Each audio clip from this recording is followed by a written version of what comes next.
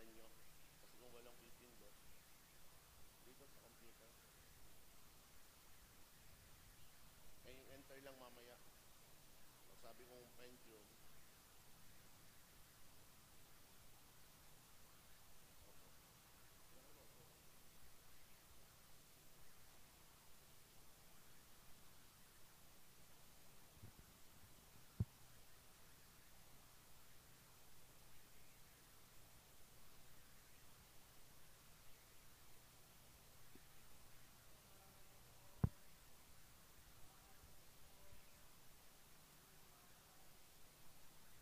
magandang gabi po sa inyong lahat, mga kaparokya, mga kapatid ko ay Kristo, na sumusubaybay sa ating pag-aaral sa katuruan ng simbahan. Ngayon po ay ika-4 na Sabado ng buwan at meron naman tayong doctrinal formation. Katulad ng nabanggit ko sa inyo noong nakaraang 2 Sabado, ang ating maging tema ay ang huling bahagi ng pananampalataya na ating pinapahayag.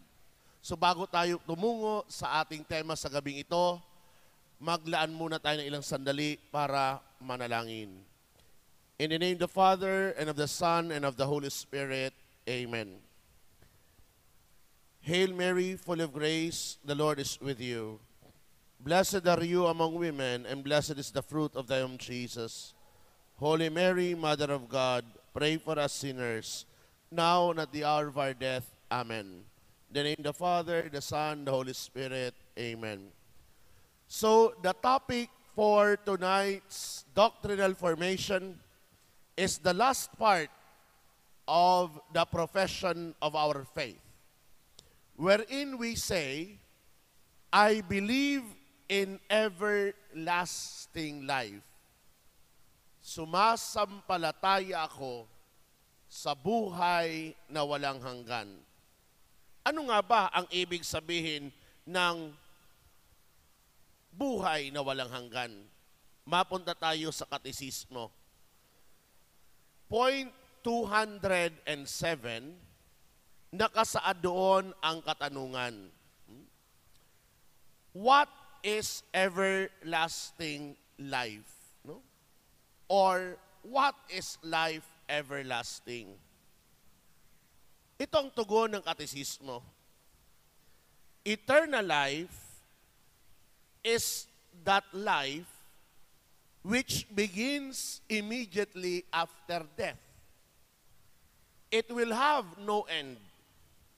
It will be preceded for each person by a particular judgment at the hands of Christ, who is the judge of the living and the dead.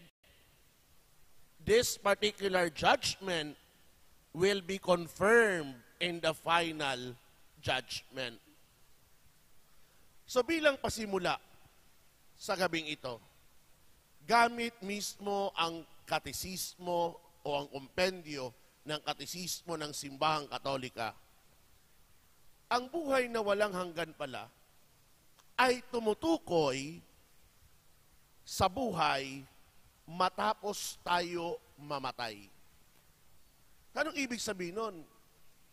We enter a new life. Pumasok tayo sa bagong buhay. Bagaman iyon ay namatay tayo, pero ibig sabihin din na merong kagad susunod na buhay matapos ang kamatayan.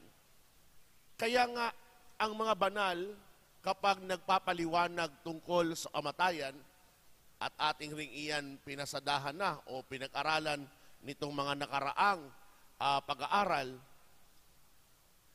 sabi doon ng maraming banal, death is just a doorway. Ang kamatayan ay pintuan. Totoo nga naman. Kasi ang pintuang iyan ay magbubukas sa panibagong buhay. At ang buhay na iyon ay buhay na walang hanggan. Pero unawain natin ito kasi ang iba pag sinabing buhay na walang hanggan, eternity, ito'y kasama kaagad ng Diyos. Mamaya, liwanagin natin. Kasi dito ang sinunod kaagad ng katesismo ay ang paliwanag rin na ang buhay na ito walang wakas. Hindi katulad dito sa atin. Bibigyan tayo ng Diyos 20 years, 30, 45, 60 years, 70, 90, ang iba 100. But there is always an end. The next life, there will be no end. Also, the church clarified and teaches this life everlasting will be preceded for each person by a particular judgment at the hands of Christ, who is the judge of the living and the dead.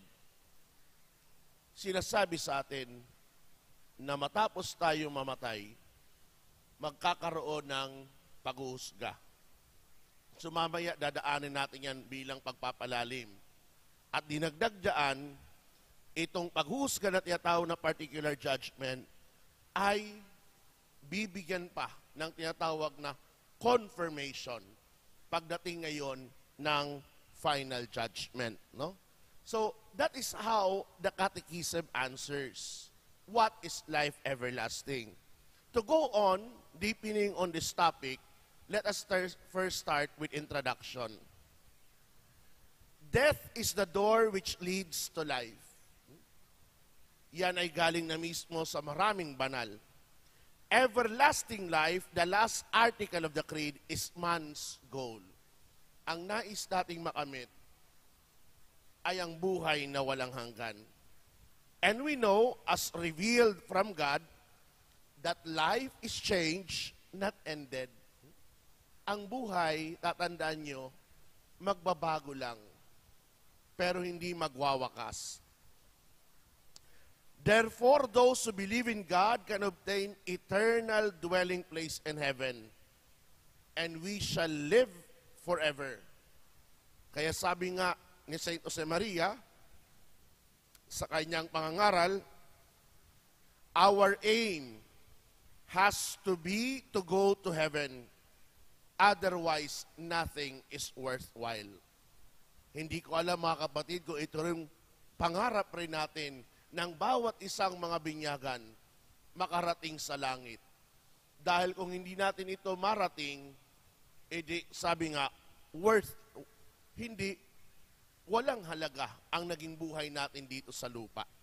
So to go on, to deepen on our topic for tonight, let us go to the main ideas. Number 1, those with clean souls go to heaven. Unawain muna natin, what is heaven? What is heaven? So, the Catechism was very clear. Sabi dito ng Catechism, by heaven, that is in point 209, by heaven is meant the state of supreme, definitive happiness. Those who die in the grace of God have no need of further purification, are gathered around Jesus and Mary, the angels and the saints. They thus form the church of heaven, where they see God face to face. So ang langit, sabi ng Katesismo, is the state, ginamit mga supreme and definitive. Ito yung pinakadakila na estado ng buhay natin. At siyang, pagsabi mong definitive, siya na yung wakas, tiyak na patutunguhan. Kung saan, ang kaluluwa na hindi na nangangailangan ng paglilinis, ay makakapiling ng Diyos, ni Jesus, ng malabiren, at lahat ng mga anghel at mga banal sa langit. At doon, sinasabi sa atin sa katuruan, we will be in face-to-face with God. Okay? So, in Revelation, chapter 7, verse 9, sinasabi doon ni St. John, I saw that there was a huge number, impossible for everyone to count, of people from every nation, race, tribe, and language. They were standing in front of the throne, in front of the Lamb. dressed in white robes and holding palms in their hands. So mula mismo sa banal na tipan, it was described what is heaven. Sino ang nandun? Yan ang nakita ni San Juan sa kanyang sinulat sa aklat ng Revelation. So to be dressed in white robes means to be in God's grace and free from stain or sin. That is why they are in heaven. Ang mga kaluluwa na wala na kaperasong kasalanan man o bahid ng kasalanan iyan, nararapat lamang na sila ay nasa langit. Kaya iyan ang dapat nating pagsumikapan bilang mga binyagan, bilang mga Katoliko, na dumating ang araw, makapasok tayo sa definitive and supreme state na ito na tinatawag na langit. Number 2, anong meron sa langit ngayon? Tinuturo ng simbahan, heaven consists in seeing and loving God and being happy forever with Him. Sipin niyo, no? Makita, mahalin ang Diyos, at kapiling ang Diyos habang buhay. Ewan ko kung nauunawaan niyo po ang biyayang iyan. Ang estadong iyan na ang iyong kasiyahan hindi na pansamantala. Ang iyong kasiyahan ngayon ay habang buhay. Yeah? Naranasan natin maging masaya dito sa lupa. Pero ang tanong, lahat ng kasayang iyan may wakas. Paano kung ang kasiyahang naranasan mo ay habang buhay? That is the most beautiful experience that we can have.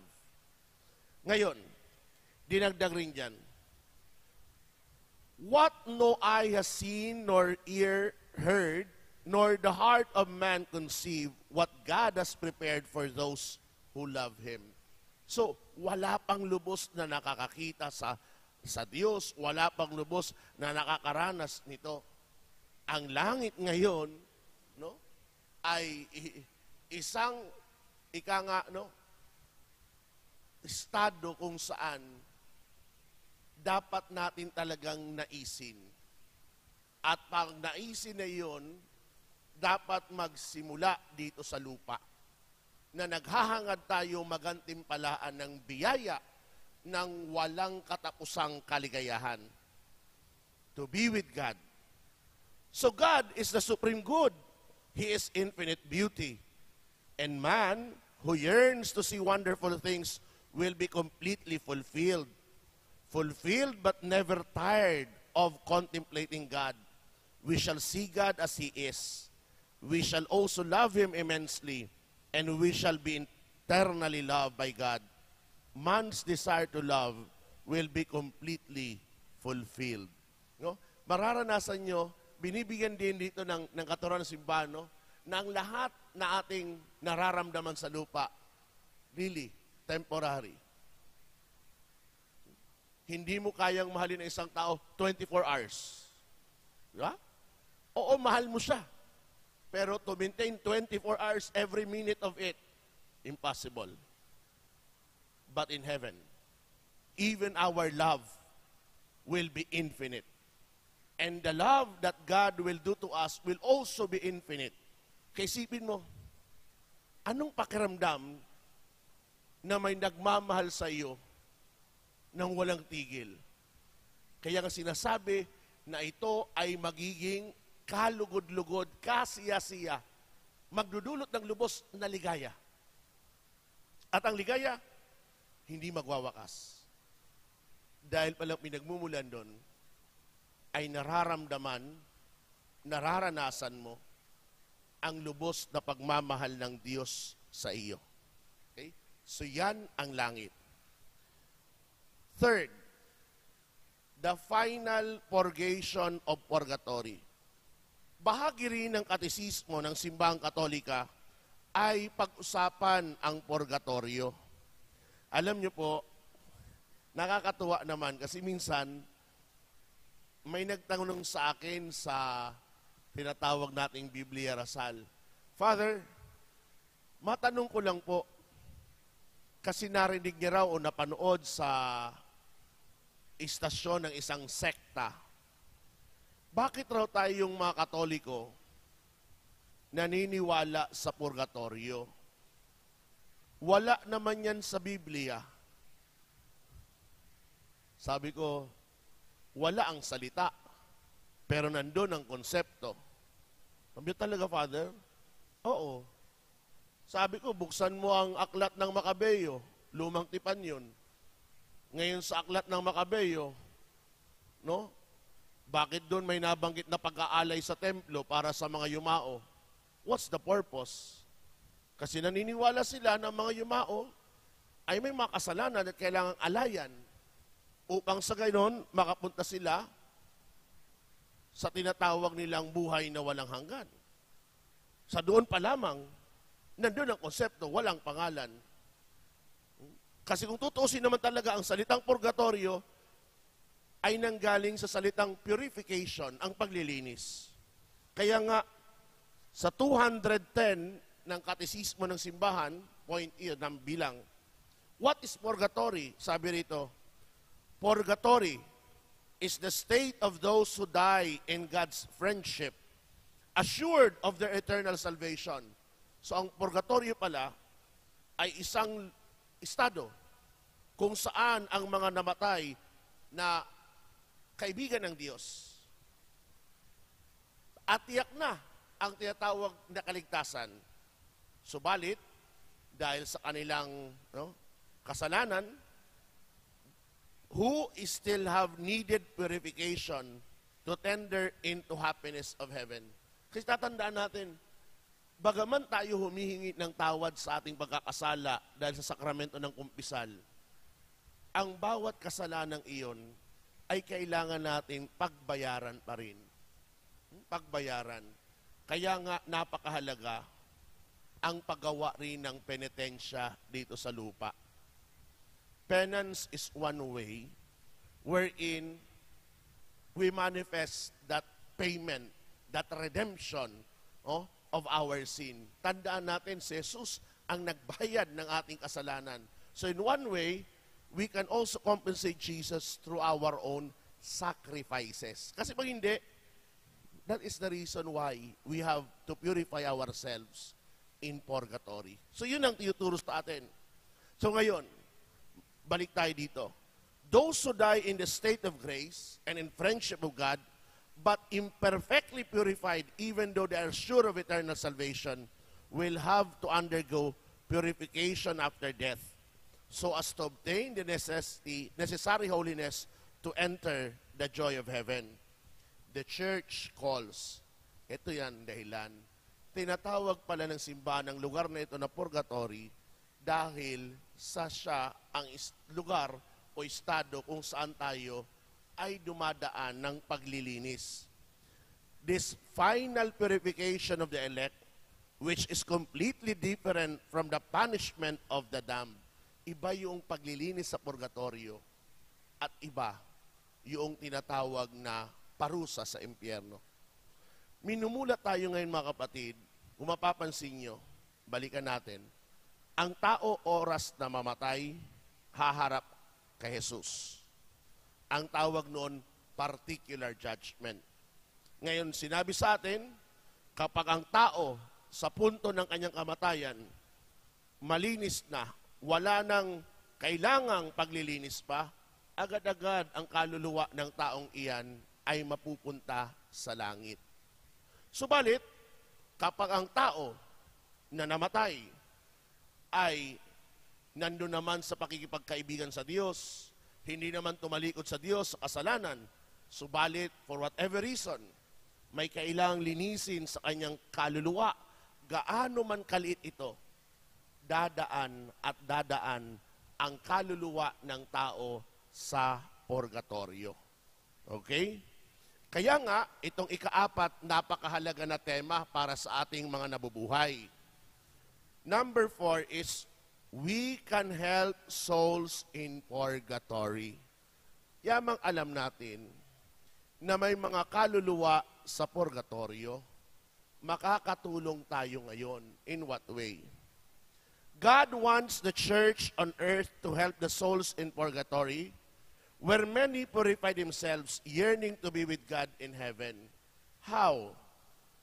First, by offering the Holy Mass. Yan ang dahilan pala kung bakit tayo nag-aalay ng misa para sa ating mga kapatid na yumao. Ang misang iyan na inaalay ay upang mapadali ang kanilang pananatili sa purgatorio at makapasok sa kadakilaan ng Diyos sa kalangitan. Ikalawa, praying a lot for the souls in purgatory. Kaya nga napakahalaga na everyday, magdasal tayo. Isama natin sa ating personal na intensyon ang mga kaluluwa sa purgatorio, lalong-lalo yung mga lubos na nangangailangan ng ating dalangin. Alam niyo po, natutunan ko, bago pa pumasok sa seminaryo, na pagkatapos magdasal ng rosaryo, magdagdag ng konting dasal na for the souls in purgatory. Our Father, Hail Mary. Kasi tatandaan natin, maaring sa puntong iyan, may isang kaluluwa, dalawa o tatlo, na napakalapit ng umalis sa purgatorio, pero walang nagdarasal sa kanila, kaya alayan natin ng dalangin. At ito tinitiyak ko sa inyo. Kapag ang kaluluwang iyan ay makarating sa langit dahil sa ating mga dasal, ikaw na nagdasal sa kaluluwang iyan, kahit di mo pa kakilala yan, ay gagantihan ka naman ng panalangin. Dahil yamang sila ay malapit na sa Diyos, at tayo nandito pa naglalakbay sa lupa at balang araw, mamamatay rin, at sana pala rin, na mapuntarang sa purgatorio, wag sa impyerno, sila naman ay magdarasal sa atin upang mapadali rin ang ating pakikipagkaisa sa Diyos. Ganon din maliban sa pag-aalay ng dasal at misa, maaari ring ialay sa mga kaluluwa sa purgatorio ang mga mabubuti nating gawa dito sa lupa. Kaya nga, ilang beses kong hinihikayat, lalong-lalo ng mga lingkod ng simbahan, do a lot of good, especially those works of mercy. Kaya yan ang dahilan kung bakit kinukulit ko kayo. Kapag meron tayong kapitbahay, kakawan o kapamayanan na matanda na, may sakit, hindi nakakadalo ng misa, i-anoint natin. Isipin niyo po ang kawang gawa na ating ginagawa.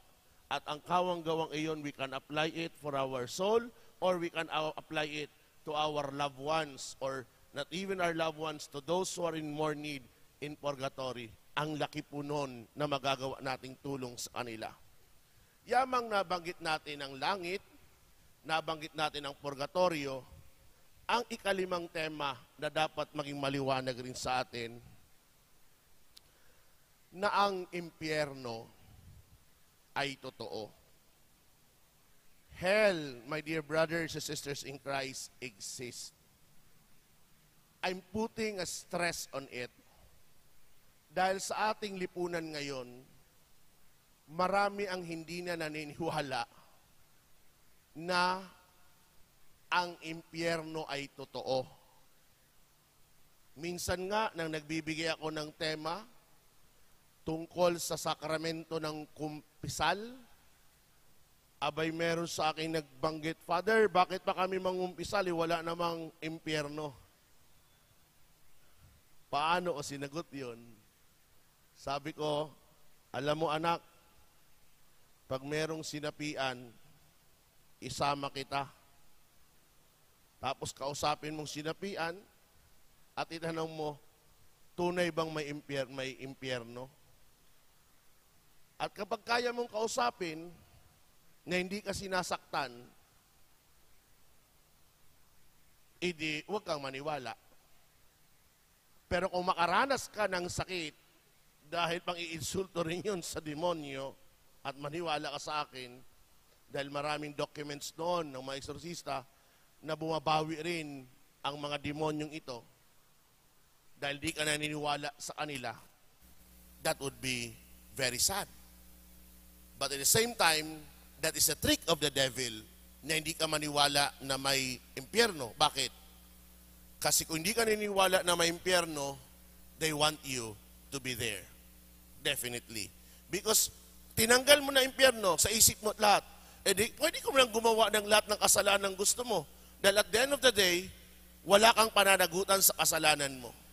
That is what the devil also wants. Na tanggihan natin. Kaya ngayon, binibigay sa atin ng katisismo. Does hell exist? Yes. Ang impyerno ay totoo. Mismong si Jesus, no? Naalala nyo? Nabasa natin ito. Depart from me, you cursed, into the eternal fire, prepared for the devil and his angels, and they will go away into eternal punishment. Dagdag pa dyan. Hell exists because God is just. In the same way as He rewards those who freely behave well, He punishes those who freely choose to behave badly. Ang Diyos na meron tayo, alam na natin na Siya ay mapagpatawad, forgiving, merciful, understanding. But keep in mind, my dear brothers and sisters, the God that we have is also just, makatarungan. Anong ibig sabihin? Na lahat ng ating ginagawa ay pananagutan natin sa wakas. Kung tayo ay gumawa ng kabutihan, gagantimpalaan tayo na buhay na walang hanggan. Kung tayo naman ay gumawa ng kasamaan na hindi hiningi ng tawad, pagkakaloob rin sa atin ng Diyos ang nararapat na parusa, na pagdurusa na walang hanggan. Kaya minsan, maging mapagmatyag tayo na tanggapin ang katotohanan. Kung merong mali at tama sa mundo, kung merong madilim at liwanag sa mundo, tinitiyak ko rin sa inyo, merong mabuti at masama, at meron ring gantimpala at parusa sa wakas. Kasi kung wala ang parusang ito, ano ngayon ang gagawin ng mga tao? They will just do whatever they like because at the end of the day, wala ka namang pananagutan. Pero sa ating pananampalataya, may pananagutan tayo. At ang tao na gumawa ng kasamaan, may tiyak na patutunguhan. So in hell, there are no vacations. It never ends because hell is eternal. So like heaven, wherein happiness is eternal, hell also, its punishment is eternal. God Himself said, "Depart from me, you cursed, into eternal fire." Diba? Salitang eternal, ang apoy na iyon ay hindi namamatay. Hindi mo pwedeng sabihin doon, pwede, time first. Ha? Kasi nauuhaw ako. Mainom lang ng tubig, super init dito. You cannot do that. There's no break. There's no pause. It will be continuously. Continuously. Experiencing the pain and the suffering. Kaya huwag nating nanaisin na mapunta sa lugar na ito. Yamang alam na natin ang katotohanan na meron palang pagsusulit sa wakas na mangyayari sa atin. Ngayon maganda tanong, kung meron may napupunta sa langit, sa purgatorio, sa impyerno, sinong napupunta sa impyerno? Itong number 6. Those that die in mortal sin go to hell. Wag nating nanaisin mamatay na may kasalanang mortal. Dahil yan ang ikapapahamak ng ating kaluluwa sa parusa ng impyerno. Tandaan natin, it is during the final judgment that God sends the wicked to hell. Who are those who go to hell? Saint Paul mentions the deeds of the flesh, that is, fornication, impurity, quarrels, murder, and he affirms, people who behave in these ways will not inherit the kingdom of God. Alam niyo po, kapag nagtuturo ako ng ganito, minsan gusto ko mag-pause, magpahinga. Bakit? Mapapaisip ka sa sinabi ni San Pablo na yung palang mapupunta sa impyerno ay yung mga nakagawa ng kalaswaan. At hindi lamang yun, maging pag-aaway at pagpatay sa kapwa. In other words, those who die with their souls stained by mortal sin, they go to hell. Kaya napakahalaga na mamuhay tayo palagi sa estado ng grasya, magsumikap, no? Na kahit tayo mga makasalanan, na kahit tayo mahihina, na kahit tayo nagkakamali, tandaan natin, habang nabubuhay, ang Diyos mahabagin. Huwag mo nang antayin na kapag tayo namamatay, ang Diyos ay makatarungan. Okay? Number 7 or point 7.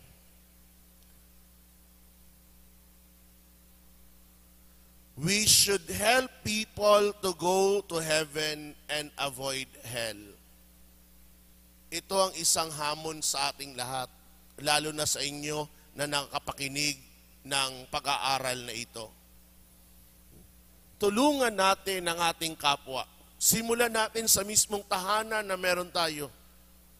Ating mga anak, ating kapatid, magulang. Paalala natin sa kanila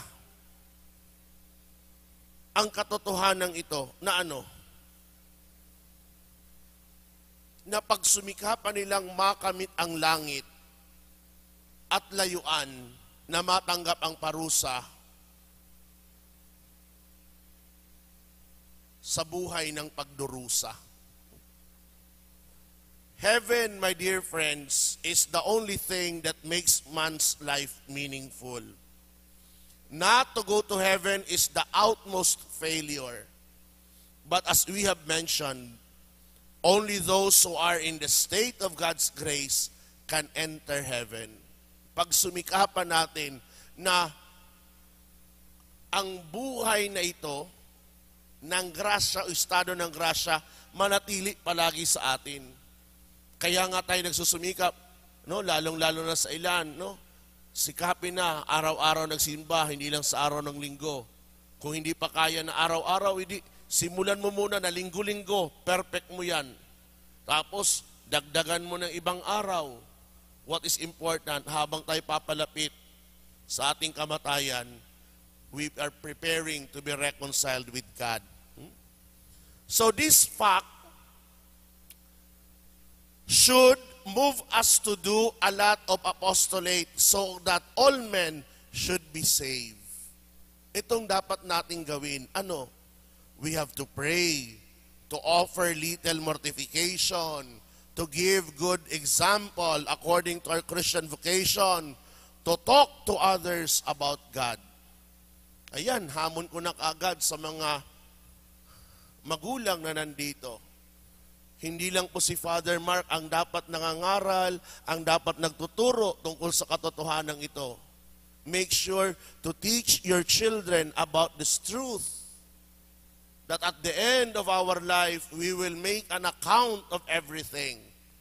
And those who have done evil will be punished, while those who have done good will be rewarded. Tiyak pa yang mangyayari. Also, keep in mind that God rewards our generosity, and we will meet in heaven those we have helped here on earth. No? Alam niyo talaga ang isang kagalakan at kasiyahan natin, katulad ngayon, isa tayong parokya, marami ang naglilingkod, sumusubaybay. No? Kung magkakakilala tayo, balang araw, makarating sa langit, that is the greatest happiness. Kasi narating mo iyon, hindi lang sa iyo lakas, kundi sa tulong ng Diyos at sa tulong ng mga tao na nagdarasal rin sa iyo para matiyak na makamit mo ang buhay na walang hanggan. So, dapat maging maliwanag sa ating mga kapatid, no, na sa ating palang kamatayan, as we study this, meron palang particular judgment na mangyayari oras tayo mamatay. Doon gagawaran agad tayo ng sentensya ng Panginoon kung saan tayo patungo. Pero sa wakas, magkakaroon uli ng tinatawag na final judgment. Tanong doon, Father, maaari po bang magbago ang particular judgment ng Diyos saka yung final judgment? Pwede bang magbago yon? Ang sagot, hindi. Kung anong binigay sa iyo ng Diyos, yun na yun.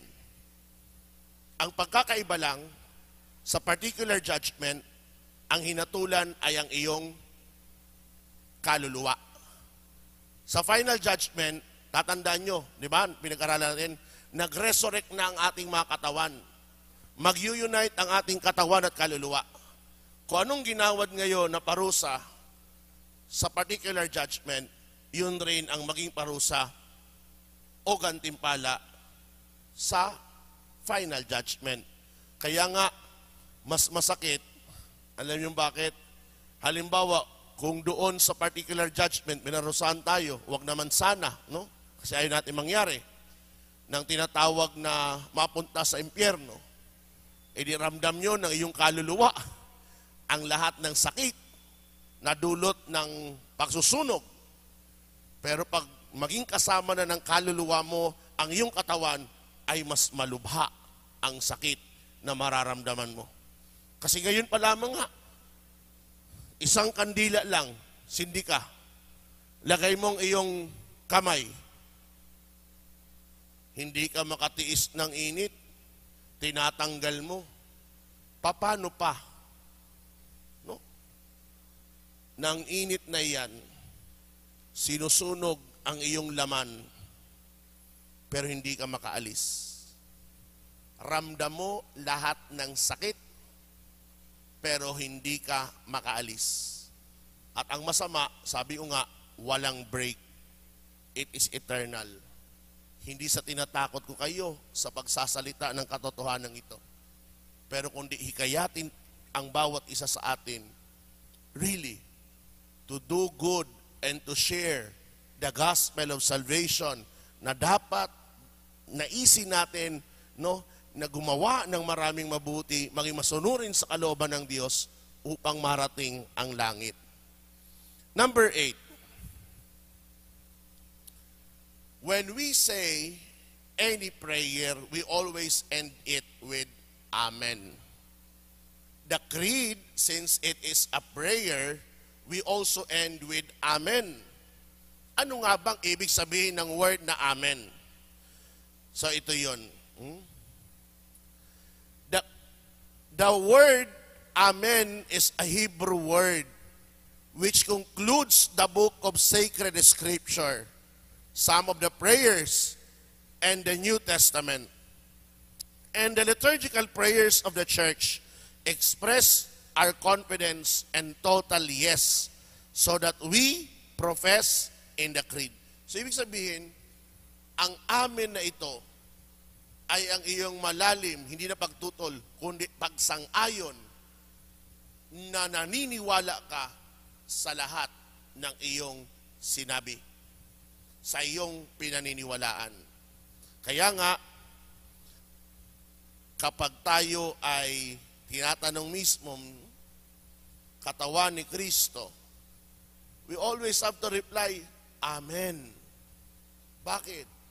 Because that's one way wherein we manifest that we truly believe that Jesus is present in front of us. No? Yan ang pagsumikapan natin. No? So lahat ng dasal sa simbahan, nariyan ang amen to give our confident yes to that specific prayer. So bago tayo pumunta sa huling bahagi, which is the resolution for Christian life, ngayon pa lamang po dito sa mga nandito sa loob ng simbahan o doon naman kaya sa mga tahanan nila na sumusubaybay, bukas na po ang ating linya. Mag-text na lamang or mag-comment ng inyong mga katanungan upang sa gayon pagtatapos ng break, masagot po natin. So ito po ang palagi kong iniiwan, yung tinatawag na resolution for Christian life. Pag sabi mong resolution, ito'y kapasyahan mo sa buhay Kristiyano. Kasi hindi sapat na alam natin ang turo ng simbahan. Kinakailangan ng turo na ito maisabuhay. So 3 resolution. Una, pray and offer little sacrifices for the conversion of sinners and for the final perseverance of all Christians. No? May tungkulin ang bawat isa sa atin na yung mga makasalanan ipagdasal. At yung naman mga Kristiyano na namumuhay ng marangal, ng matapat, no, na naway ipagpatuloy nila iyan kasi hindi madali maging Kristiyano. No? Hindi madali. Kaya mainam, no, to persevere until the end.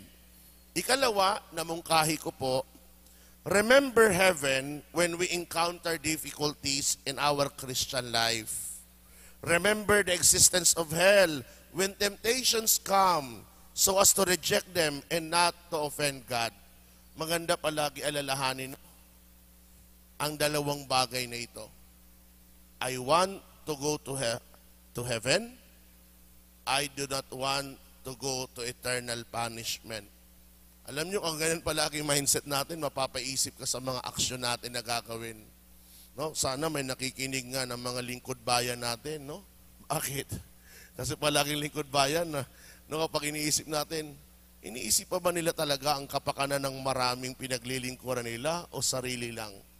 No? Kahit mga negosyante rin, iniisip pa rin ba nila ang kapakanan ng marami o sarili lang? Because when we think always of ourselves, when we become selfish, now consider that at the end of our life, we will face God and we will make an account of the good things that we have done and the evil things that we also committed. Babalansin po yan lahat ng Diyos. Ikatlo, when we recite the creed and say Amen, be conscious of its meaning. I firmly believe everything I just have said. Kaya, ngayong natapos natin, I'm happy, no? Sipin nyo, 1 year natin na doctrinal formation dito sa parokya ng Immaculada Concepcion. We finished the creed. So everything that we profess there, we believe. So, iyan po mga kapatid ang ating doctrinal formation, no, ngayong gabi. Sa susunod po na second Sunday, we will start the second part of the catechism. So, habang pinapapasok natin ang mga katanungan and we will have a break, sinasuggest ko po sa inyo, have this beautiful book. It will not cost you 500 pesos, nor 400 pesos, nor 300 pesos. This is, I think, 200 more or less. But this is a beautiful book and I recommend that you read it, study it. And if you want, no, when we have doctrinal formation, bring it with you. Ang ginagawa ko lang po ay ginawan po ng tinatawag na PowerPoint para mas madali na makita ninyo instead na magbasa. But everything that I'm reading, ayan, naka-flash po yan. So my dear brothers, hindi pa tayo tapos. Kung may katanungan kayo sa pananampalataya tungkol sa tema ngayong gabi o sa ating mga napagdaanan ng tema or anything, basta turo ng simbahan na nag-aalangan kayo o may pagdalawang pag-iisip, hindi sure, please send that question and we will answer after this short break.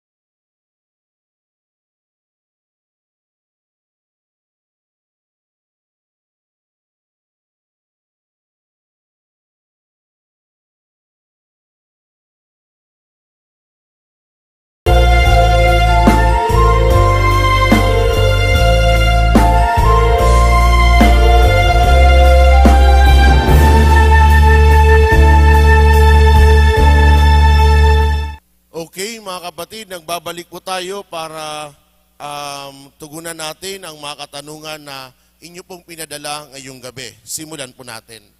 Unang katanungan, basahin ko po. Good evening, Father. Ang tanong ko po, paano yung mga nagkahiwalay na mag-asawa, kasal, tapos nag-asawa uli, Nagkaroon ng kanya-kanyang partner sa buhay, nagkaanak pa sila, hanggang sa tumanda sila at namatay. Pero sila po ay mababait naman sa kapwa. Karamihan po hindi nila alam ang kanilang ginagawa. Mapupunta pa rin ba sila sa impyerno? Alam nyo, ang mga bagay na ito, no, it is the decision of God. We cannot judge them. What we can do is help them discover their conscience. Ang bawat tao may konsensya yan. No? Kapag tinuruan natin sila magsuri ng kanilang budhi, gamit ang tinatawag na mga gabay na meron tayo. In fact, here in the parish, pag may magustong mangumpisal sa akin, at sabi ko nga, minsan kasi hindi alam, talagang binibigyan natin ng kopya. No? It's a booklet para makapag-umpisal ng maigi. Now, alam naman siguro nila dahil nandoon na una sa lahat, napakahalaga na kapag ang mga nagsasama ay nagsasama, no, hindi pa kasal, hindi dapat maaaring magtalik. Bakit? Kasi ang pagtatalik ay nasa loob lang ng sakramento ng kasal. Anything outside it would be a mortal sin. No? Kaya sabihin natin, mabait naman sila, Father, ganyan, mabait sa kapwa. Kahit sa gaano sabihin mo mabait ka sa kapwa, pero ang tanong, masunurin ka ba sa utos ng Diyos? We will not judge them. We will help them examine their conscience. Kaya pag tinanong niyo, mapupunta ba siya sa impyerno? Only God knows. I cannot say that. No one can judge anyone. Only God knows. But what we can do, kahit tayo, is really examine our conscience well. Prepare for a good confession. So yun pong aking sagot po doon. Ikalawa po na katanungan. What is the real sin of Sodom and Gomorrah? Why does Yahweh destroy them through fire? Hoy, bukas mapapakinggan natin yan. Ano bang kasalanan nila? Pag binasa natin ng buong kabanatang iyon, it's all about sexual sins. Nakakalungkot pa nga doon. Ang mismong inutusan ng Diyos ay gusto ng mga tao doon na makipagtalik. It's the worst. No? Kaya yun talagang panahon na kinuha na mismo si Lot at ang kanyang asawa. Pinataka sila. Nakakalungkot, you just use imagination habang binabasa mo ang Biblia. Wow, these sins, no? All sexual sins. Lalaki sa lalaki, babae sa babae. So yun po yung worst in the eyes of God. Father, paano po yung kaluluwa ng mga namatay na bata pa or dalaga pa, inosente pa? So depende ito, ang tukoy nyo po, no? Maring idagdag nyo nga, hindi pa nabinyagan. Okay? At nakapaglingkod, ibig sabihin, matanda na ito, hindi naman bata, siguro nasa kabataan, youth. Nakapaglingkod po sa simbahan nung buhay pa. Bago namatay, nabuon niya ang 9 mornings nung December. After a week, namatay po siya. Nakapagrosaryo pa siya habang nasa ospital bago namatay. Salamat, Padre. Ngayon, hindi ko rin alam. Bakit? Kasi tatanong ko, nakapagkumpisal ba siya? Yun ang wala dito sa sinabi nyo. Di ba sabi ko po, napakahalaga ang tinatawag na kumpisal. In order for a mortal sin to be removed, we need to go to sacrament of confession. Yun po yung sukatan talaga, kumpisal. Kahit siguro, ang dami nating ginawang mabuti sa mundo, pero sa huling saglit ng buhay natin na mamamatay tayo, gumawa tayo ng isang karumal-dumal na kasalanan at hindi nating inumpisal, that's it. Lahat ng ginawa mo, bura yun. dahil sa isang kasalanan. Kaya nga po talaga, we have to take care, no? Take care of our spiritual life. Take care of our relationship better with God. Huwag mong nanaisin na kailanman mahiwalay sa Diyos. Kasi ang Diyos hindi hihiwalay sa iyo eh. Tayo ang palaging humihiwalay sa Diyos. Paano tayo humihiwalay sa Diyos? Simple. Kapag gumagawa tayo ng kasalanan. Kaya nga ang mismong hindi pagsimba sa araw ng linggo, it is a manifestation that I want to separate my life with God. Tanong niyo sa mga maging kapamilya natin na hindi nagsisimba. Ba't di ka nagsisimba? Tinatamad lang ako. Hindi, malalim. Nauunawaan mo ba na hindi pagsimba ay paghihiwalay mo ng sarili sa Diyos? Kaya ang Diyos, kahit gaano kabuti, kahit gaano ka magpatawad, pagdating ng huli, tandaan nyo, hindi siyang nagbigay ng hatol na mapunta tayo sa impyerno kung dumating ang araw. Tayo na ang nagbigay ng hatol sa ating sarili dahil tayong nagnais mahiwalay sa Kanya. Nakakalungkot ang ganoon. Ikatlong katanungan. Father, sa Middle East and Muslim countries like Saudi Arabia po, Father, ay may mga Catholic din, priest din po. Salamat. Meron. Meron po. In fact, may pinakamalaking simbahan ngayon sa Middle East na Catholic. Ngalimutan ko lang, dedicated to the Blessed Mother. Dati, wala talaga. At ang alam ko, kasi may kaibigan ako, ang mga embassy, like the United States, France, Spain, nag-o-offer sila ng Sunday Masses. Kasi tandaan nyo, ang embassy mismo is ay foreign territory. Kaya doon pwede magmisa. May mga Katolikong pare po. Ngayon ay hindi na nga ganun kahigpit eh. Sumunod na katanungan. Good evening po, Father. Bakit nasabi nyo na pati yung makipag-away ay pupunta sa impyerno? Abay, tandaan po natin, hindi ko po yung sinabi, kundi sabi ng katisismo. Ha? So, magandang tanong yan. Ayoko lang papalawigin, no? Pero pagdating natin sa mga commandments, doon mo malalaman bakit ang pakikipag-away ay mortal sin. Minsan hindi mo iniisip, mortal sin pala yun? Yes. Kaya nga binibigay ko po itong doctrinal formation para mahubog po ang ating kaalaman, kaisipan, at maraman ang turo ng simbahan. Kasi ang pakikipag-away po is lack of charity. And charity is part of what God wants, that we live in love. Di ba?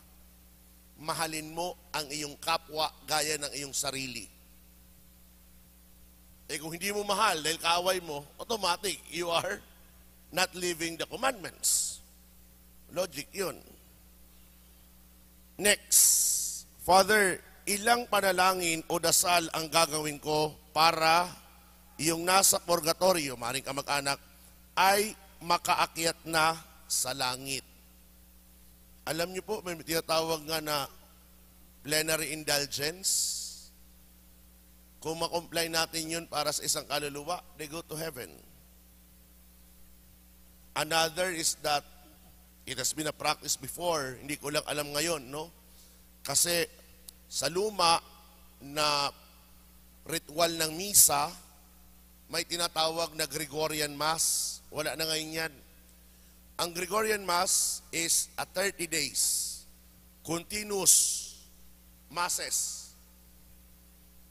One single intention for the soul in purgatory. Mahirap yung gawin para sa pare, nakapagod yun. Pero it has been a tradition because of a certain event nangyari sa kasaysayan ng simbahan na after 30 days na araw-araw pinagdasal, ang kaluluwa ngayon ay nasa langit. Okay? Napabilis. Just pray the rosary also. Kaya nga, ang masabi ko siguro talaga ay, huwag mo nang antayin mamatay ka saka ka magpapaalay ng dasal. Dahil nabasa ko rin sa isang banal na sabi niya, one mass that you attended when you are alive is equivalent to 1,000 masses offered to you when you die. See? Iba ganun. Doon na, pagpatay na, doon na magdasal. Pareho lang naman yan, hindi pareho. That's according to the saint. I just forgot kung saan ko nakuha po, pero naalala ko mismo sinabi niya. What is the difference between eternal life and life everlasting? Magkapareho lang. Pero siguro hindi, ang iba kasi hindi siguro naintindihan ito. Ano po? Pag life, eternal life, itong buhay sa susunod matapos ang kamatayan. Pero ang buhay na iyon, tandaan nyo, it's either a life of reward or a life of punishment. Dalawa yan eh. Kasi habang buhay ka nga doon, pero anong klaseng buhay? You will reap the reward or you will be punished. Hirap ng punishment na habang buhay, ha? Next, totoo po ba yung sinasabi ng mga pastor na may rapture na mangyayari before the great judgment? Hindi ko alam kung anong pinagsasabi ng mga pastor. Saka ako rin po siguro, advice ko sa inyo, huwag po kayong makinig sa mga pastor. Mag-aral po ng turo ng simbahan. Parang weird, no? Tatanungin mo sinabi ng pastor, hindi naman ako nagbabasa sa kanilang sinasabi. Diba? Kasi nga, ang katotohanan, wala sa kanila, nasa atin. So why bother listen to them, read them, when in fact they do not possess the truth about the Catholic teaching. So yun lang po aking warning, no? Don't be offended. Pero just be realistic. No, this kind of question, Father, ganun, hindi ko po alam kasi hindi ako nakikinig sa mga pastor. Hindi ako naniniwala sa kanilang turo. Hindi ang kanilang turo, hindi mo alam kung makakaligtas sa iyo. Kasi may mga pastor hindi naniniwala saan na ipagdasal ka kapag namatay ka. I've experienced that several times po. I give that warning, no? Na pag namatay ang kanilang kamag-anak dahil iba ang relihiyon, lumipat dahil kahati Katoliko, nang sinabi nila, Pastor, pwede pong ipagdasal kasi namatay na. May ilang pastor na wala tayong dasal para sa patay. Eh, patay ka na ngayon dyan. Diba? Because they do not believe on prayer after you die. But for us Catholics, since we believe in the resurrection, we believe in the purgatory, we pray. Okay? Siguro yun po, dadag ko lang po kaalaman doon. Good evening po, Father. Kung ang mga naniniwala lang sa Diyos ay may everlasting life, how about the sinners? Yung sabi ko po. The sinners will have everlasting condemnation. Everlasting lang ang buhay nila, but not rewards, punishment. Pads, recommend naman po kayo ng spiritual reading tungkol po sa tungkol sa 4 last things. Wow! Ano ang marerecommend ko sa iyo tungkol sa last things? Ngayon wala akong maiisip na libro kasi lahat Spanish, hindi ko alam kung mababasa mo, no? Pero siguro, to start with, one of the most beautiful books, Defects of the Saints. Ha? Defects of the Saints. Hindi ko alam kung meron pa sa National or better yet sa St. Paul. Pero i-check mo rin sa Shopee. Grabe ang Shopee ngayon, halos lahat meron. Ang author ay si Leo XIII, Defects of the Saints, no? So yun ang isa sa mga maganda. Ayun, naalala ko na. Meron akong libro, kung sino ka mang nagtanong, bibigay ko sa iyo, Tagalog pa. Ang aklat ay kay Saint Alphonsus Maria-Ligori, Paghahanda sa Kamatayan. Beautiful book in Tagalog. Kung sino ka man nagtanong ka, magpakilala ka lang kay James, at mag-usap tayong kailan mo kukunin, bibigyan ka na ng libro. Tiyakin mo lang, babasahin mo, ha? Ayan. Sa iba na gusto ng libro, may bayad na. Kasi konti lang po yun. Pero dahil nagtanong ka, at merong book yun, Paghahanda sa Kamatayan. Beautiful book. Tagalog pa. Okay? Totoo po ba na faith alone lang ang sapat na? Sabi po ng isang pastor na naman na baptist, bunga daw po ng faith ang good works. May katotohanan. Sister or brother o sino ka man po, sabi ko nga po, huwag po maniwala sa pastor kung katoliko ka. Kasi po, ganito lang, faith alone, maliligtas na, bunga ng good works. Sige, dahil binubuksan nyo ito, itanong mo sa pastor, kung sa kanilang Biblia, nandyan ang libro ni Santiago. Kaya sa huli kong pagsilip ng Biblia na ginagamit nila, tinatanggal nila ang aklat ni Santiago. Bakit? Kasi hindi sumusuporta sa kanilang katuruan. Yun. Okay? Sa kapag nandun ka sa kanila, o mas naniniwala ka doon, ito rin ang papaalala ko sa iyo. Wala silang sakramento. We will talk about the sacraments sa mga susunod na. The sacraments are fountains of graces. Kung wala kang sakramento, saan ka kukuha ng biyaya ng Diyos? Okay? Next. Who has no eternal life? So sasabihin ko po sa inyo, lahat merong eternal life. Uulitin ko, ang pagkakaiba lang, ang isang buhay na walang hanggan ay to reap the rewards. Kasi di ba, buhay ka naman nun eh. Pero ang isa, to receive the punishment. Okay? Kasi baka isipin nyo, yung mga makasalanan, hindi na pagkakalooban ng eternal life. No, they have eternal life. May buhay na walang hanggan rin sila. Pero ang buhay na walang hanggan nila ay ubod ng parusa. Yan, tinagalog ko na. Kung sino po yung puno, siya rin ang bunga. Totoo po ba yun? Hindi ko po alam kung anong ibig niyo pong sabihin. Pero kung ito ay symbolism o lahat, kung siyang puno, siya rin bunga, abay, siyempre, ang mangga dito, puno mangga, alangan naman po na atis ang lalabas. Diba? So, hindi ko pa kung symbolic ang gusto niyo pong sagutin ko or what, no? I mean, minsan, klaruhin po natin, huwag madali mag-type, think of what you are going to ask because questions that made without thinking, I will answer also with answer thinking correctly. Di ba? Natawa tuloy sila dito. Ha? May mangga ba dito sa manggahan na bumunga ng atis o pinya? Pag meron, sabihin niyo si Father, ha? Eh, syempre, mangga, mamumunga mangga. Di ba? Kasi, ay nako, sister or brother, sorry po ha, pero let us be clear with our question. Padre, paano yung mga tao na nag-practice ng black magic o mangkukulam? Bakit po ang mga tao ito ay hindi sila natatakot sa impyerno? Ito po, uulitin ko rin ang sagot ko po kanina. Let us help them examine their conscience. Kasi iba talaga, di ba, kahit kayo na nandito, you are thankful, no? Na nabubuksan ang inyong pag-iisip, nadagdagan ng kaalaman.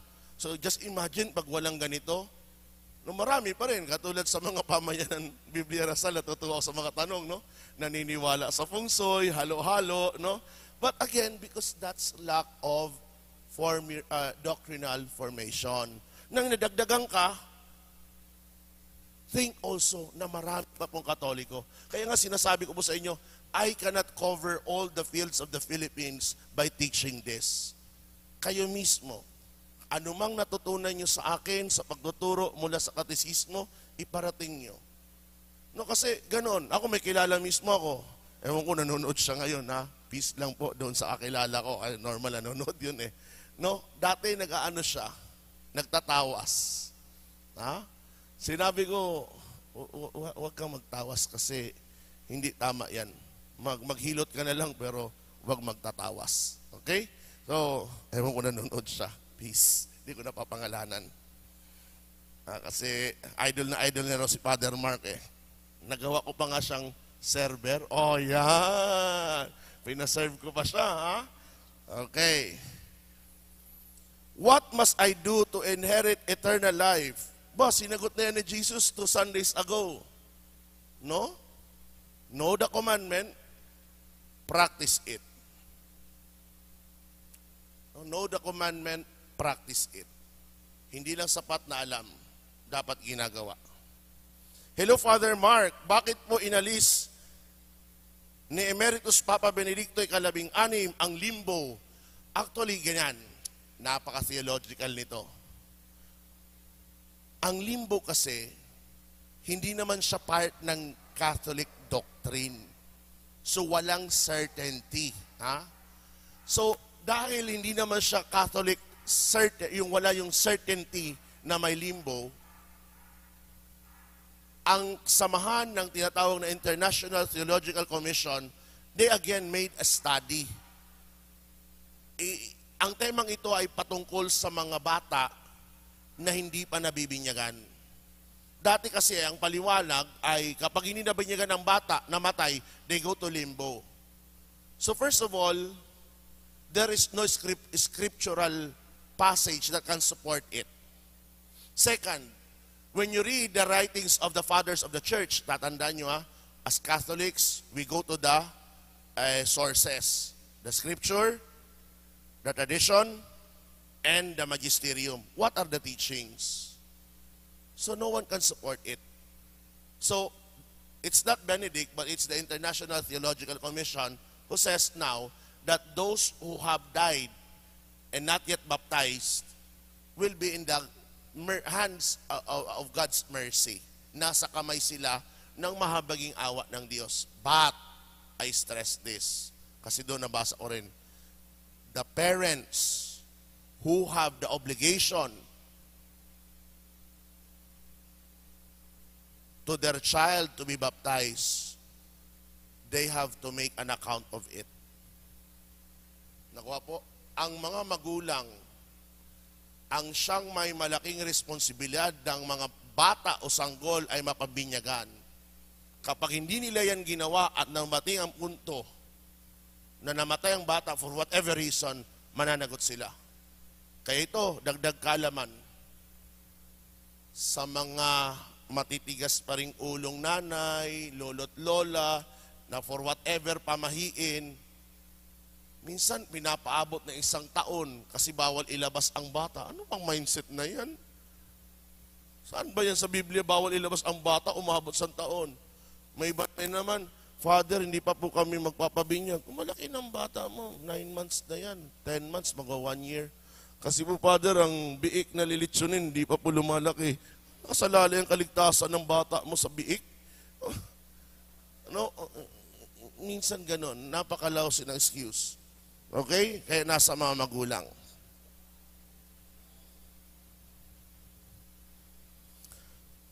Father, if God only created 2 genders, why does homosexual exist? Why God allows them to exist other than His own creation? So kung gusto na, hindi ko po alam kung saan patungo ang tanong na ito, pero ang maliwanag sa akin ay baka ang gusto niyang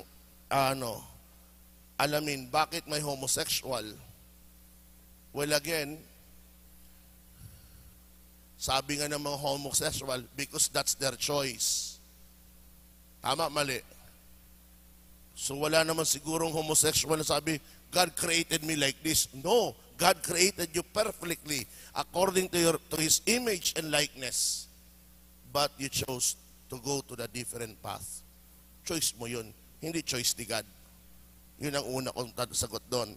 Why God allows them to exist other than His own creation? Simple.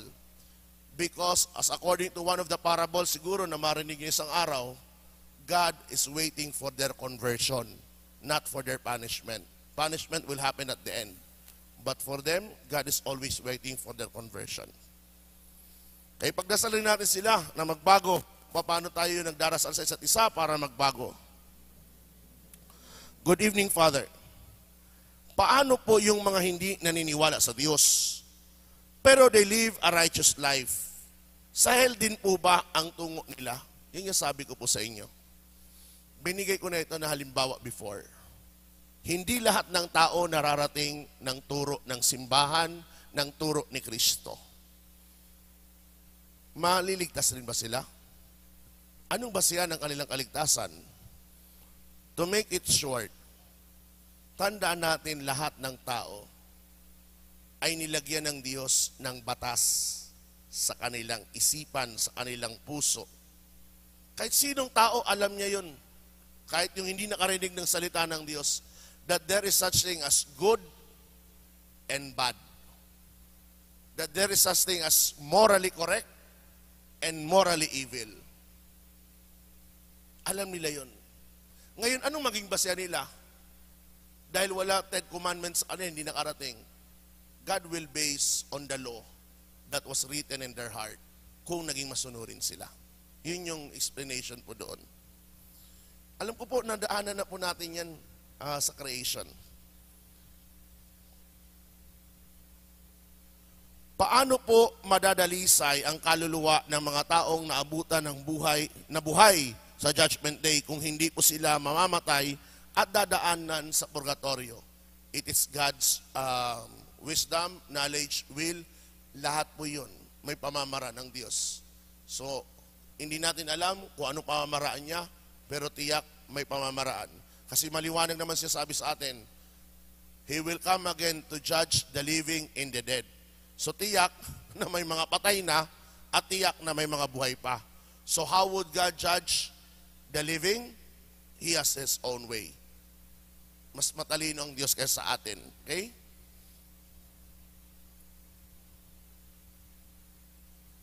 Father, pag magdasal ng Ama namin, nakabukas ba ang kamay tulad ng pare?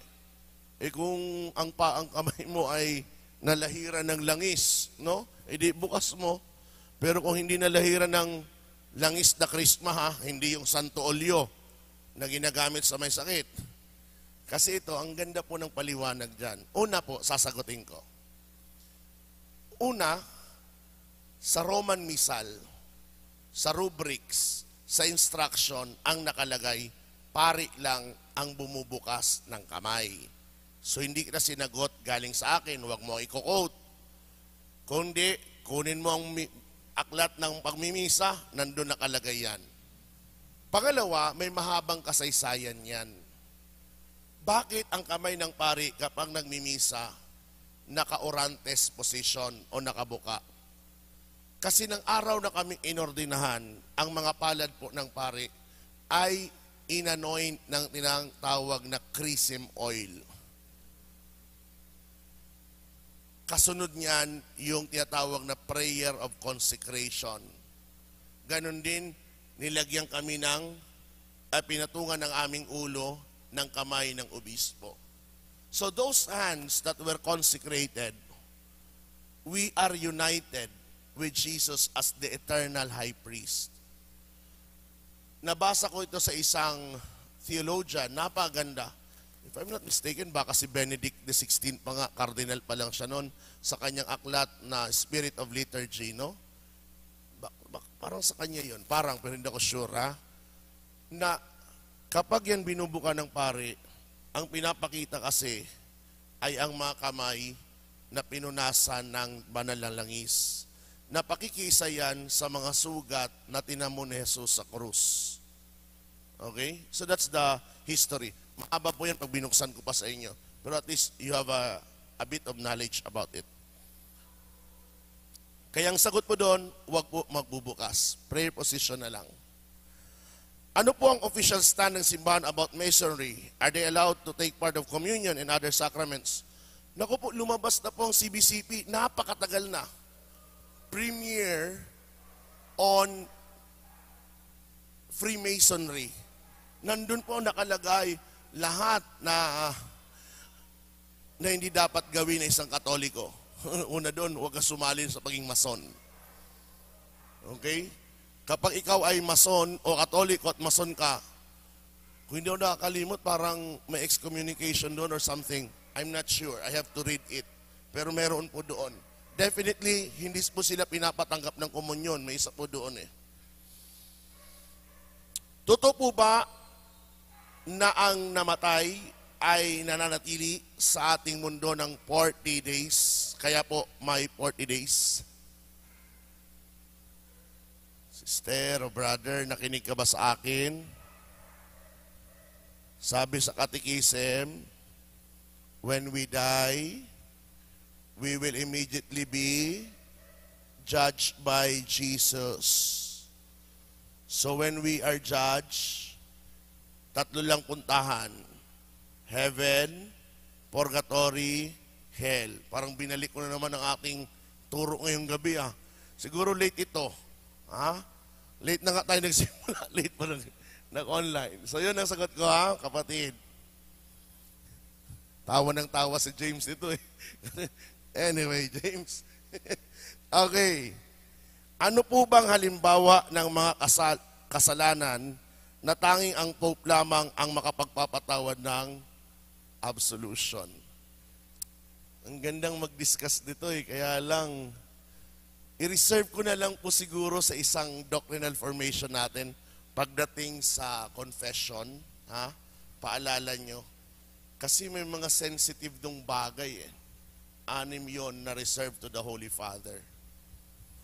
Definitely ang isa ay kapag ang pare ni walang galang yung Eucharistia, it's reserved to the Holy Father. So 6 po yon.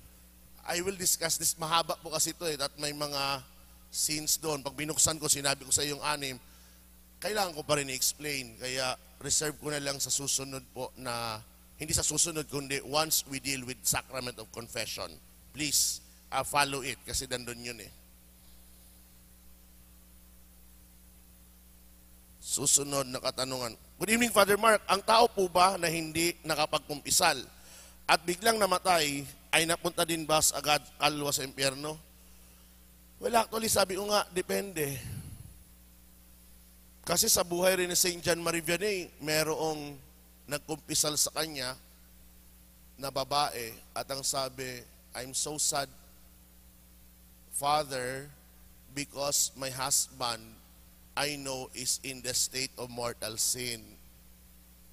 And not only that, he committed suicide by jumping in a river, in a bridge going to the river. I know that his soul is now in hell because he committed mortal sin and no confession. So, St. John Marie Vianney, ang ganda ng sinabi. Kasi gifted si St. John Marie Vianney. So, bago kay Padre Pio, St. John Marie was also gifted. Alam mo sabi niya, don't worry. Because when your husband committed suicide, he was able to say the act of contrition. He repented. So, may chance pa rin yun to be saved. But of course, he will stay longer sa tinatawag na he will stay longer sa purgatory. Okay? Ano pa po? Na-distract ako. Yung aking alaga ay mukhang dumaan, nakala ko kung sino. Ang laki pa naman. Madilim, di ba? Kaya kinabahan ako, sabi ko, alangan tawagin ko dito. Okay, next.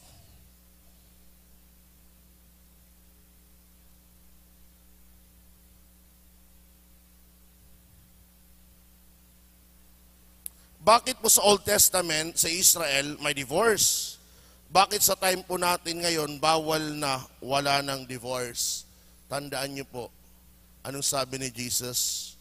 Because of the hardness of your heart, that Moses allowed to issue the bill of divorce.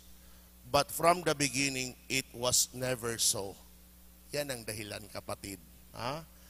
Dahil sa simula pa, binasihan uli. Okay, next. Bakit po may pasyam? Hindi po ba ito tulad ng pagpamisa ng linggo-linggo? Well, yung pasyam na yan is precisely one of those prayers para sa mga kaluluwa. No? Kaya sabi ko sa inyo, it's good to offer intentions for the souls in purgatory. Ang iba 40 days, ang iba 30 days. What is important is to offer Mass. Kung ang pamilya ay may tradisyon na ganoon, so be it. Kasi lahat naman tayo nangangailangan ng dasal at the end of our life, no? Especially that we will not go directly to heaven. Sa dami nating mga kahinaan, nakakalimutan nga natin ang ating kasalanan, maihingi ng tawad sa Diyos. Susunod. Father, paano po yung mga nag-alay ng kaluluwa at sinasabi na Illuminati sila? Kapalit nito ay maging sikat na artista o anumang para makilala. Totoo po ba ito? At diretso po sila sa impyerno? Salamat po. So hindi ko po masasagot ito, kapatid, sa kadahilanan na unang-una hindi ko alam ang turo ng mga Illuminati kung termang pag-aalay, no? Sabi ko, itanong niyo po sa akin ang turo sa simbahan. Huwag ng turo ng pastor, huwag ng turo. Pinapatawa ko lang po kayo, pero no, I supposed to get the question. I do not know the teachings of Illuminati. Pag tinuro ko yun, sabi nyo, ba't alam ni Father ang Illuminati? Hindi magduda kayo. Sabi nyo, ang pare yan, andang pati Illuminati, siguro Illuminati rin yan. See? Hindi ko alam, no? Turo ng simbahan. Okay. Ano po ba, Father, ang example ng mga general sin or curses? Ano yun? Generational sin or curses? Hindi ko alam po, honestly. No? General sin or curses. Wala pa ako nak-encounter sa katisismo na tinatawag na generational sin or curses. Ang meron ay original sin, mortal sin, venial sin, pero yung tinatawag mong generational, wala dito. I cannot answer that. Next, good evening po. Yung mga nasa hell po ba ay posible din makapunta sa purgatory? Definitely not. Hindi po. Once they are in hell, they are in hell. And kahit ano pang dasal natin sa kanila, dahil nasa impyerno sila, they cannot transfer to purgatory. Yan. Bakit? Kasi parang nadinig kita, no? Nasabi, Father, bakit? Dapat susunod lang mo dito, why? No? So, ang dahilan po doon, kapatid, ay definitive ang judgment kapag nasa hell ang kaluluwa. Father, please explain. Ang lahat po ba ng namatay na ay nag-iintay sa pagbabalik ni Lord Jesus at sabay-sabay tayong husgan kung sa langit o sa impyernong punta, ang tagal pala nila maghintay. Late ka, kapatid. Alam ka agad pag late, hindi nga mag-aantay. Kasi may dalawang judgment. Ang particular judgment at final judgment. Ngayon, kung hindi mo nakuha yon, pwede mong i-replay ang lahat ng itong sinabi ko. Okay? Kasi pangatlo na yata to. Alam niyo ba, tumatawa ang mga taga rito sa simbahan kasi ang aga nila. So thank you for coming. Bibigyan ko kayo ng award nito. Anyway, next. Kanino pong kamay yung sumulat sa pader ng bahay ni Nebuchadnezzar after siya sa ulain ng sacred vessel ng templo? Hindi ko po alam. Saka, alam niyo po ito, gusto ko rin tanong minsan, no? Nakakatawa. Natatawa ko bakit? Pag malaman mo ba kung kaninong kamay yun, maliligtas ka. Di ba? Bakit gusto mo malaman? Alam niyo po, hindi sa pagpapatawa or what, when we were studying theology, I have a good friend. He is a very pious, very cheerful, very intelligent. He's a Mexican. His name is now Father Acacio Hernandez. He's a good friend of mine. Sinusupla ako nung palagi. Kaya tuwang-tuwa ako. Kasi lahat ng mga tanong ko, katulad ninyo po, nagtatanong bilang pero may mga tanong ako na talagang gusto ko lang malaman for the sake na malaman. Alam kong matalino talaga siya. Kapag hindi niya po talaga alam ang sagot, ganun siya magsagot, no? Mark, gumaganon yun. Pag malaman mo ba ang sagot yan, ikaliligtas ng kaluluwa mo. Grabe talaga yun, no? So, brother or sister, kung sino man po nito, hindi ko po alam ang sagot. Kaya ginaganon ko lang po. Totoo naman, di ba? Pag nalaman natin kung kaninong kamay yun, ano matutulong sa kaluluwa ko? Plus 10 points ba ako or plus nothing, no? So hindi ko po alam kung anong source po nito. Kaya gusto magturo minsan na may patawa eh. Nare-relax po si utak ko kasi minsan may mga tanong talaga na malalim, di ba? Nakuha niyo naman. Okay. Next. Father, wala po sa topic, pasensya na. Bakit pagdating sa pagtanggap ng komunyon, yung ibang tao ayaw sa lay minister? Sa'yo lang ang gustong napipilitan. Baka kasi nag-yos yung lay minister. Not kidding, no? Pero when I was ordained as a young priest in the cathedral sa ICC, huwag magagalit yung mga lay minister na friend ko doon, hindi naman kayo siguro yun. Ewan ko sa inyong parokya kung meron ring lay minister na nagyoyosi. Pero number 1 ko talaga yung pinagbabawal. Hindi ko alam kung nasabi ko na dito. Kasi may experience na lang iba, papunta ng simbahan, na ganun pa yan, no? Naka long sleeve. Lalakad dyan, nakapolo, nasil pa dyan, lay minister siya, nagyoyosi. Papunta simbahan. Tapos pagdating doon, hugas lang ng tubig, ang amoy nun. Diba? So that's number 1. Number 1 talaga. Iba naman, kuko. Walang masama kung meron akong lay minister na karpintero, mekaniko, I mean, that's their work. Pero pag magli-lay minister ka, utulan mo kuko mo. Lalo na kung mga, ano tawag yun, langis pa dyan ng krudo, no? Kita ng yak. Hindi nayak kay Lord, kundi nayak sa daliri. So, siguro po, yun pong dahilan. But, I don't know. Kaya, siguro, yan ngang dahilan na we really need to have a formation. Hindi lang panay sa itong final. Sabi ko nga sa inyo, may mga spiritual formation pa tayo. Pero one of our formation, nabanggit ko na ito sa education ministry, is human formation. Before any formation, we start first with human formation. Ano yun? Ang pagiging tao. Kasi yun ang pinakamahirap sa lahat. No? Minsan, alam niyo po yung kaya napaka-conscious ko rin po no, na nakaahit ba ako, nakasipilyo ba ako, di ba? Alam niyo naman, dami dyan, mga lingkod ng simbahan. Ay, si Father, pawisin, baho-baho, no? So, minsan, no, may mga wala talaga magawa sa buhay, kundi hindi nilang manahimik, no? O sabihin, magregalo, Father, alam nyo, ayaw namin, regaluhan ka namin ng Bulgari na pabango. Wow!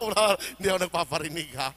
Pero, so, ang punto po is, we have to take care of ourselves, especially that servers, no? We are public figures din sa ating mga parokya. Okay?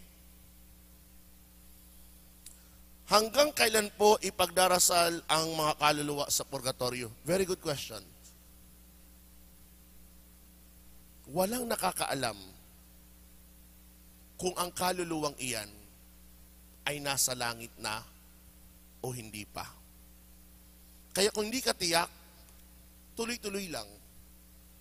May nakapagsabi sa akin isang mas matandang pare, kasi inano ko rin ito, tinanong ko one time. Sabi ko, Father, paano ko hihinto ng dasal o alay ng misa sa isang tao na pinapasalamatan ko, lalo ko yumao? Ang sabi niya sa akin, alam mo, you can, I don't know if this is the right term na ginamit na, no? Pero may sinabi siya parang test, no? You can ask, yun ang tamang term. You can ask for His intercession. No?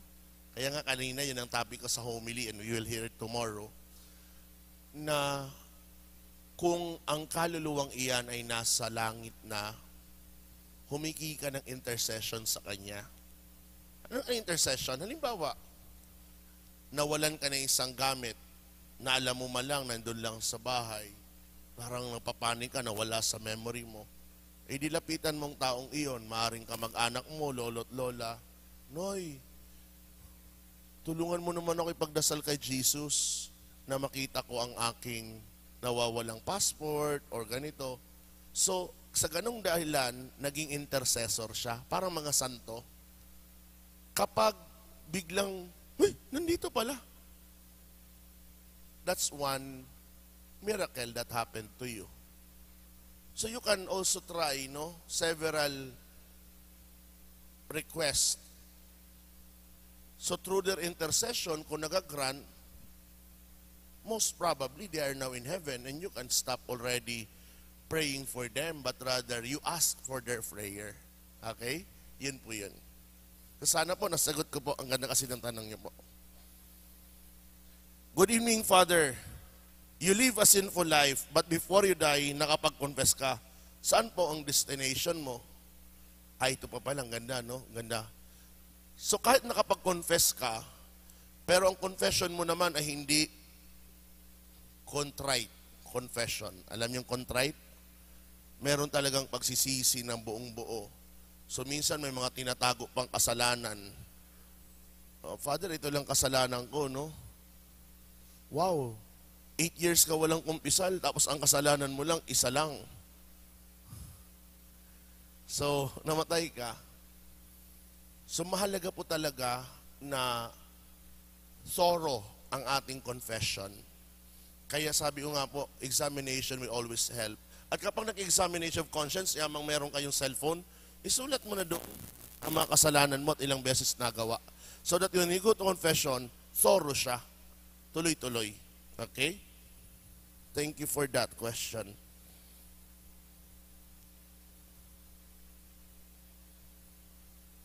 Good evening po, Father. How are souls in purgatory being cleansed? Is there also pain and suffering, but on lower level compared to hell? My thoughts. I think so. No, I think so. Siguro mas maganda, may nabasa ka sa akong aklat nito, kay Sister Faustina, yung sa Divine Mercy, na one time, nagpakita rin sa kanya si Mama Mary, pinakita rin sa kanyang purgatory. Ang tanong niya nga, Mother, will I pass through purgatory? Ang sagot sa kanya, yes, my daughter, but only for few hours. Wow, grabe. No? So, may torment siya, but not comparable to hell. Because we really need to purify. And that's one way to purify us. Father Mark, valid po ba ang kasal at binyag ng born again? Salamat po, Padre. Depende sa binyag, sa formula. No, depende sa formula kasi sa atin, pag sinabi mong valid, dapat nandun ang tatlong requirement. The matter, the form, and the minister for validity. So don't worry, we will talk about marriage on sacrament. That is, mga susunod na tema natin about sacraments. Last two question. What if the same sex is attracted to each other but living a holy life? They cannot just help their feelings. They cannot just help you. Same sex sila, attracted to each other but living a holy life. Alam mo, ang hirap nun Kasi parang double life pa rin yun. For me, it's impossible. Impossible kung ganoon. I don't know. Kasi may attraction Pag may attraction ba na hindi nag-holding hands? May attraction ba na hindi nagkikiss? So, I don't know. How can you say holy, no? So, double life po yun, imposible. Para sa akin na imposible po yun. Imposible. Last mass.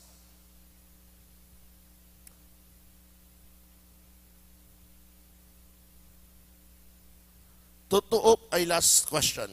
Totoo po bang may mga pare, obispo at kardinal na nasa impyerno?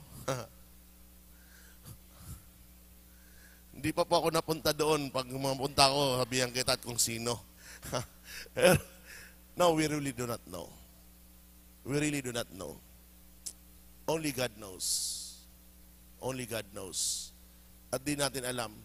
Pero kung nagbabasa ka ng Divine Comedy ni Dante, beautiful. It's literature, kaya hindi naman pwedeng paniwalaan. Sa kanyang literature, naglagay siya ng mga obispo, pari at maging santo papa sa impyerno. But it's a literature. Walang nakakaalam. Okay? So napahaba tayo mga kapatid ngayong gabi, no? Again, thank you sa mga nandito sa loob ng simbahan, no? At sa inyo na sumunod. Natapos natin ang first part ng catechism about the creed. Next time, we will start about the celebration or the mystery of our faith. Kasi tandaan nyo, sabi ko nga, ang pananampalataya natin, hindi lang sinasampalatayanan, pinagdiriwang natin at sinasabuhay natin. For that reason, ang ating katekismo ay may apat na part. Creed, celebration, and commandments. So, tandaan po natin yan dahil yan ang mga papasadahan natin sa mga susunod na second and fourth Saturday of the month. Magdasal po tayo. In the name of the Father, the Son, the Holy Spirit. Amen. Hail Mary, full of grace, the Lord is with you. Blessed are you among women, and blessed is the fruit of thy womb, Jesus.